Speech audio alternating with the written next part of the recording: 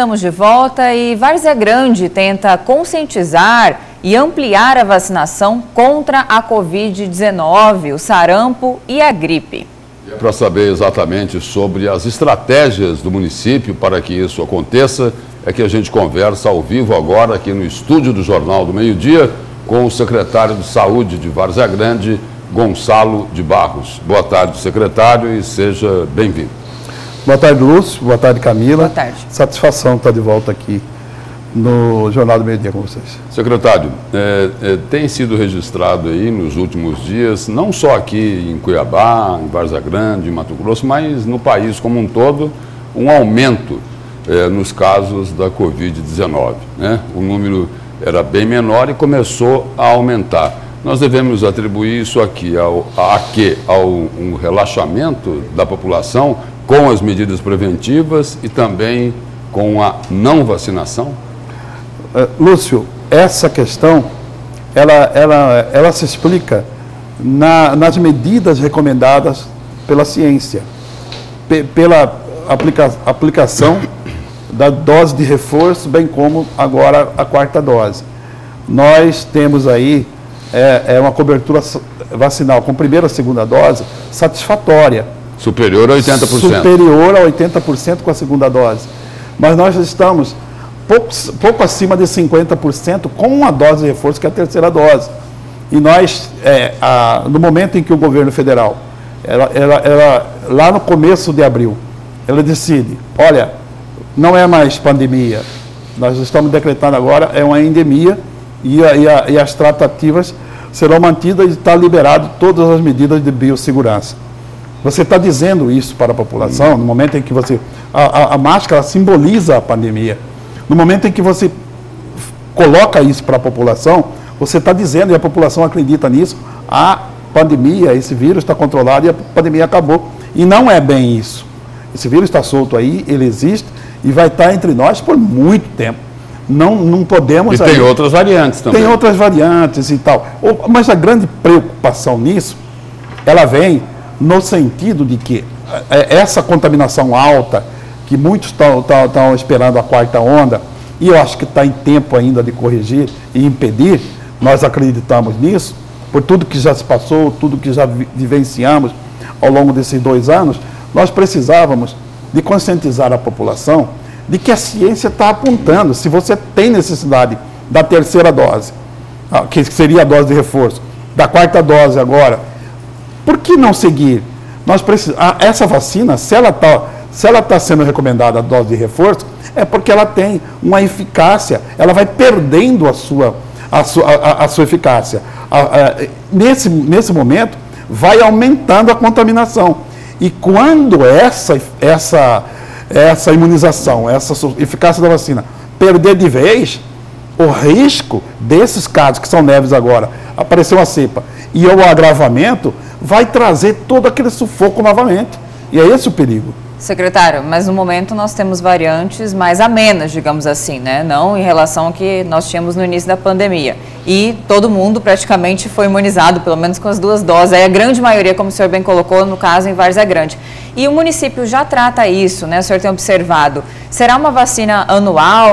Vocês já encaram isso como uma espécie de gripe que as pessoas veem e observam hoje? Que os sintomas são até similares, até quem estava vacinado está pegando de novo? Como se dará isso? E em relação à quarta dose também, para quais grupos já está disponível?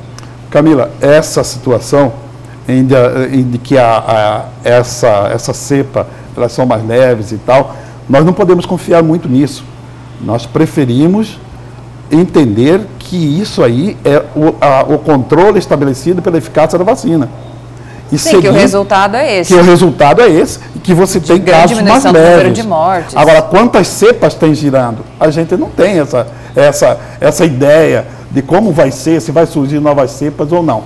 Nesse caso, especificamente, na situação de cobertura vacinal, nós temos uma preocupação extrema de fazer com que a população compareça para complementar aquela dose de reforço, que era a terceira dose, e para esta quarta dose. Para aí sim, acredito que no ano que vem será aí uma vacinação, vai estar no calendário anual de vacinação, porque esse vírus, ao que se parece, ao que a gente tem de conhecimento e estamos assistindo, ele vai ficar aí por um bom tempo entre nós. Sabe-se lá até assim quando, como né? muitos outros, né? Exatamente, assim como os outros. Secretário, um outro assunto aí que preocupa muito a população diz respeito às cirurgias eletivas. Elas foram suspensas, né, quando a contaminação e o número de óbitos pela Covid-19 era muito alto. Aí foram retomadas. Só que, tanto aqui em Cuiabá, como no governo, como no estado de Mato Grosso, caminha de forma muito lenta. Como é essa situação das cirurgias eletivas lá em Várzea Grande? Devagar também? Lúcio, a estrutura de saúde no país todo, isso não é só Várzea Grande, não é só Cuiabá, não é só Mato Grosso, ela é muito aquém do que deveria ser. Infelizmente, essa área da saúde, ela foi muito pouco priorizada por governos e governos.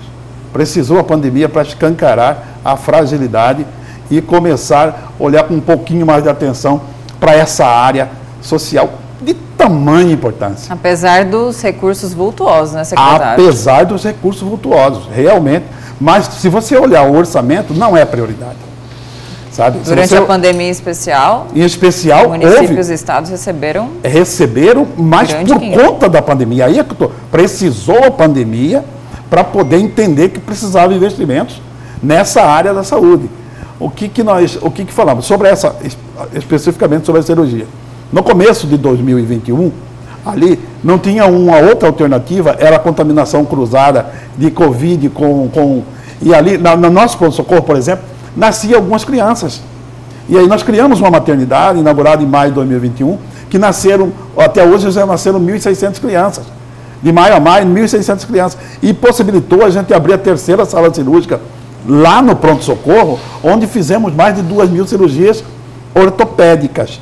E não temos estrutura suficiente para atacar todas as frentes. Agora, em uma parceria com o governo, e algumas cirurgias a gente já está fazendo, o restante das cirurgias eletivas, vamos estar dando começo agora com a nossa terceira sala cirúrgica e mais uma na nossa maternidade para avançar um pouco mais. Mas realmente reconhecemos que está muito lento. Secretário, nós noticiamos aqui quase diariamente o caos que está a saúde em Cuiabá. No entanto, também temos recebido muitas denúncias de falta de médicos nas UPAs lá em Várzea Grande, nas unidades de pronto atendimento, que a pessoa doente, precisando urgentemente ser atendida, é comunicada que não, estamos sem médicos, precisaria agendar um horário, o que é um absurdo. Qual balanço o senhor faz atualmente? Estão faltando médicos em Várzea Grande também? Eu peço que vocês façam uma mesma matéria que fez com o presidente do sindicato dos médicos. Essa pergunta dele pode ser feita para o presidente do sindicato dos médicos. Se ocorre aqui em Cuiabá, se ocorre na Várzea Grande, o que está ocorrendo em Cuiabá? Esse presidente é a pessoa, porque eles também fiscalizaram a Várzea Grande. Falta de médico, jamais. Nós temos 6 médicos na UPA, dioturnamente na UPA do Ipase, e 9 na UPA na UPA do Cristo Rei e 9 na UPA do Ipase. Então foi uma situação pontual vivida por esses Várzea Grandenses. O que nós temos é uma sobrecarga. Hoje a superlotação, quando você falta em um lugar, a população migra. Eu não estou aqui fazendo qualquer ilação ou denúncia contra quem quer que seja. Mas a nossa situação hoje é de estrangulamento, extrema dificuldade por conta do volume. Nós temos 300 mil habitantes e estamos atendendo uma população de toda a Baixada Cuiabana para 700, 800 mil habitantes. Agora, secretário, o senhor não quis dizer diretamente, mas quando o senhor fala em migra, a gente vê em migração. Estão migrando pacientes de outras cidades para Várzea Grande. De Cuiabá, por exemplo. Nós somos o hospital de referência do nosso pronto-socorro, por exemplo. Nós temos aí, atendendo pessoas que vêm até mesmo de Rondônia. É o único hospital público porta aberta que não pergunta. O SUS, no meu entendimento, nosso entendimento, não pode perguntar de onde vem, uma pessoa que está aí morrendo, você tem que atender, sabe? E nós, sábado, eu passei o dia todo... Até porque o sistema é único de saúde. Exatamente. Sábado, eu acompanhei, passei o dia todo, saí às 7 horas da noite do hospital pronto-socorro nosso lá.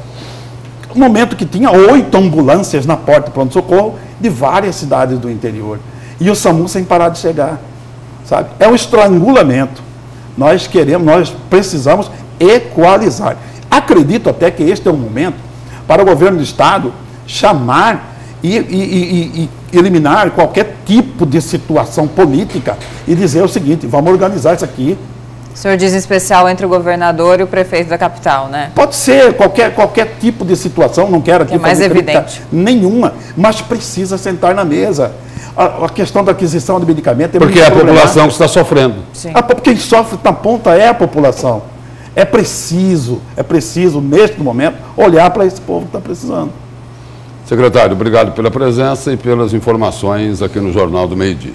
Eu que agradeço, continuo à disposição e parabéns aí pelo programa, sempre uma audiência e que muito nos ajuda. E as críticas que, porventura, recebemos são muito bem-vindas, críticas construtivas, a gente aceita e procura corrigir. Obrigado, secretário. Eu que agradeço.